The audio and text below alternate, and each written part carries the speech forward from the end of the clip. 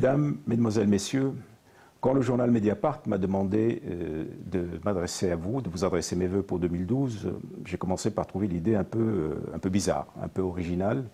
Pour quelle raison un chef d'État étranger s'adresserait à notre peuple pour lui présenter ses vœux et au nom de quoi? Et puis ensuite, j'ai trouvé l'idée intéressante, ne fût-ce que parce que justement elle est originale. Et c'est pour moi un plaisir et un honneur justement de vous adresser ces vœux, dans la mesure où il semble que ce soit une tradition qui est instituée par le journal, et cette tradition a débuté par un grand homme pour lequel j'ai le plus grand respect, qui est Stéphane Hessel.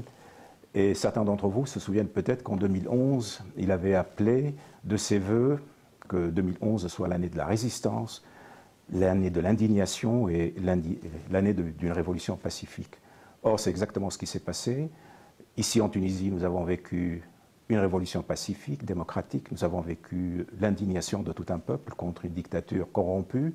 Et nous avons vécu aussi la joie de voir enfin la démocratie s'installer dans notre pays. Alors, que souhaiter pour 2012, à la fois pour vous et pour nous? D'abord que 2012 aille jusqu'au bout, puisque vous savez sans doute que certains parlent de la fin du monde en 2012. Oui, j'aimerais bien la fin d'un certain monde, un monde de la corruption, de la brutalité, de la guerre.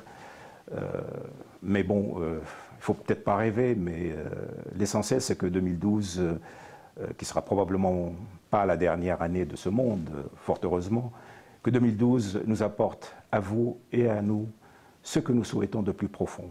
Ce que j'aimerais souhaiter au peuple français en 2012, c'est que, évidemment, qu'il fasse que cette année ne soit pas trop dure pour lui sur le plan économique et social. Je sais que vous avez aussi vos ennuis, que les élections se passent bien et que, mon Dieu, certains politiciens n'utilisent pas trop la carte de l'islamophobie, parce que ce serait vraiment un choix qui n'aurait aucune valeur. La France n'est grande que dans la mesure où elle reste le pays d'accueil, le pays de refuge, le pays de la tolérance, le pays de la diversité culturelle. Et je souhaite effectivement que ces élections se passent au mieux sans que nos concitoyens ou les étrangers en fassent les frais. Surtout qu'aujourd'hui, de l'autre côté de la Méditerranée, les peuples arabes se réveillent à la dignité, et que cela, évidemment, n'aurait pas un très très grand impact positif sur les relations de nos peuples. Ceci étant, je voudrais vous dire que de ce côté-ci de la Méditerranée, nos peuples se réveillent à la démocratie, aux valeurs des droits de l'homme, à la tolérance, et que nous allons tout faire pour que ces liens historiques entre nos deux nations se raffermissent encore davantage, et que ces liens soient de plus en plus forts, de plus en plus imbriqués, de telle façon que nous puissions un jour effectivement faire cette union euro-méditerranéenne, l'union euro-méditerranéenne des peuples, des cultures, et pas seulement des États. Donc je vous souhaite à tous, en tant que Français, que cette année soit magnanime pour vous, et que vous puissiez venir aussi nous voir,